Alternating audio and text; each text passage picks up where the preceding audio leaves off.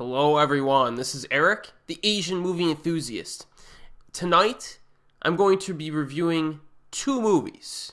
The Japanese film Key of Life from 2012, as well as its Korean remake from 2016, which is known as Luck Key. Now both films can be classified as comedy-drama hybrids.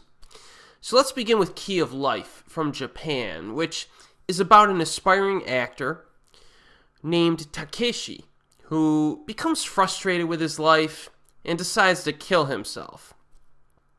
But before finishing the job, he heads off to a public bathhouse.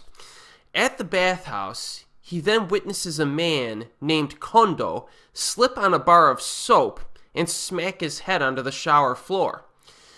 Kondo loses his memory from this event, so Takeshi switches locker keys with him during the chaos of the event and steals his identity.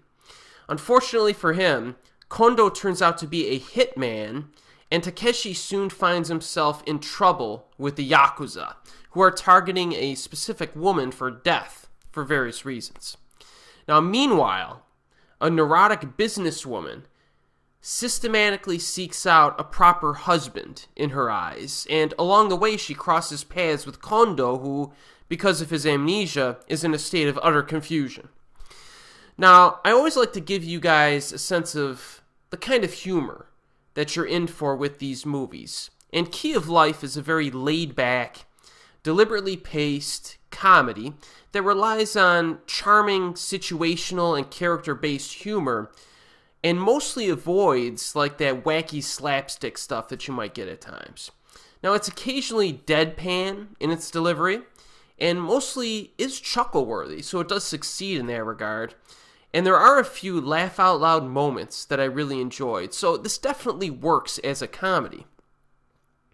All of the lead actors in this movie give very good performances.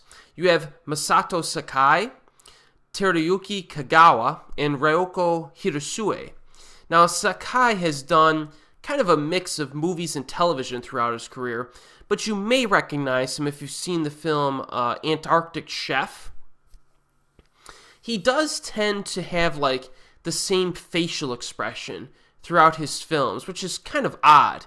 Like a lot of the times he has a face kind of like this, and he kind of has that face a lot of the time throughout his film. It's a little odd. It is. I wasn't really a big fan of this guy when I saw some of his films initially, but I do like him now, and he's gradually grown on me. Key of Life, I think, is one of his better performances, personally, from what I've seen from him. But I haven't seen a lot from this guy, so I think he will continue to grow on me as I see more from him. Now, Kagawa is actually more popular in the West and has appeared in films such as Tokyo Sonata, the 20th Century Boys films, the Security Police theatrical films, and Creepy.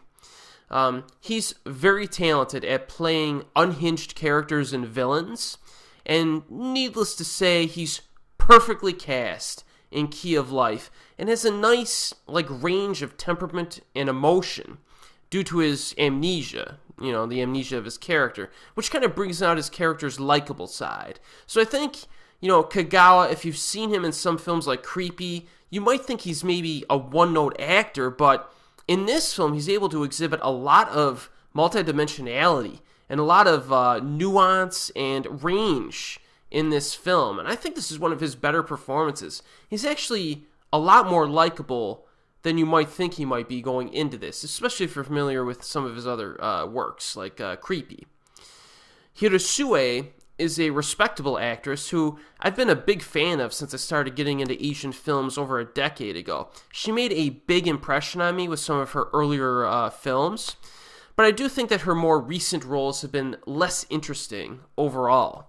Earlier in her career, she played some more memorable expressionistic characters like Wasabi with Jean Reno, which is a really fun movie. Nowadays, though, her characters are more reserved and a little less interesting. However, I will say that Key of Life is one of her better recent outings. So if you're a fan of any of these actors, that's another reason to see this film. One other thing I would like to point out is that the script is a nice little character study, and it touches upon the theme of identity. There's definitely a little bit of content to unlock when you're watching this film, and that's always a good thing. So that's kind of my basic thoughts on Key of Life. So let's move on to the Korean remake, Lucky. Now, since the remake basically has the same exact premise, I'm not going to go over that again. Instead, I'm going to point out the actors in the Korean remake, and then I'm going to give you a flavor of this film by comparing it with its predecessor, Key of Life. Now, Lucky stars Hae-jin, who has been in a ton of films. He's one of those character actors who's usually relegated as a side or supporting role, who, you'll recognize him when you see him. You know what I mean? He's a good, I would say, supporting actor in a lot of his roles. Most recently, he was in Confidential Assignment and A Taxi Driver. He has a very distinctive look about him. His facial features are very distinctive, which is an advantage when playing a hitman, because he has like that tough guy appearance. You know what I mean? It really backs up his character. But I would say that even though a lot of times he's like side characters in films, he's actually the co-lead, or actually you might consider him to be the lead character in this particular film. And I think he shines in this. This is one of his best performances in his career. There are a few other characters in this remake that I'm not familiar with, but the girl who really stuck out to me was Yoon-hee, who is remarkably charismatic in this film. There's something about this actress that kind of glued my eyes to the screen whenever she appeared. She definitely has a screen presence about her and a charisma, and I really need to check out more of her stuff because I haven't seen much with her in it. So, one thing's for sure, both of these films are very well cast. So what are some of the other similarities and differences between these two movies?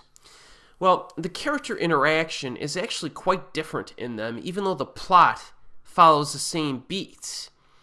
The Korean version focuses a lot more on the acting and cooking jobs of the assassin character, which is quite an interesting slant. The Japanese film focuses more on kind of like the overall dramatic elements, and doesn't really, it touches upon the acting and side stuff, but not quite as much. Watching both of these films is actually a nice little cultural study as well, especially for viewers out there who have not seen many Asian films, because the cultural differences are very noticeable between these two flicks, and it will help you to distinguish between them, even if you're unfamiliar with Japanese and Korean cinema. The Japanese version is a bit more low-key, and it's actually 20 minutes longer than the Korean version. Which is actually kind of interesting. If you watch these films, the Japanese version almost has an extra finale to it, which was kind of interesting. It adds a little bit of nuance to it. The humor in the Japanese film is very understated, so much so that some people might actually classify it as a drama instead of a comedy during certain stretches. The Korean version, on the other hand, is more of a comedy. It has more of those comedy beats. It tries to get that that laugh out of you, and it's mostly successful. But the Korean version also focuses on the drama, so it's another reason why these versions are easily distinguishable from one another, even though they both focus on different aspects. I would say the Japanese film is a little bit, like I said, more focused on the drama, and then it peppers in the comedy, whereas the Korean version focuses more on a comedy, and it peppers in the drama. Both films have a properly developed lead character and a surprisingly interesting story, which is a similarity. However, while watching the Korean version, it felt like the filmmakers had the opportunity to go darker, in tone, which could have been a fascinating take on the story and even distinguished itself even more from the original version, but they chose not to. They kind of ramped it back in to the comedy realm. The end product is a very entertaining movie, but I still wonder if it would have been even better with a darker third act. The lead female characters in these films are very different from one another. The Korean remake introduces a medical worker who helps the hitman get healthy after his loss of memory, She obviously doesn't know he's a hitman. Well, and that feels a little bit more organic than the Japanese version, which basically has a woman who's driven by her need to get married. And that seems to be the reason why she kind of connects with this guy. The finale, very different between both versions. And it's arguably the most distinguishable feature between them. And, so you have like this really interesting, I guess, double feature if you wanted to do it one evening.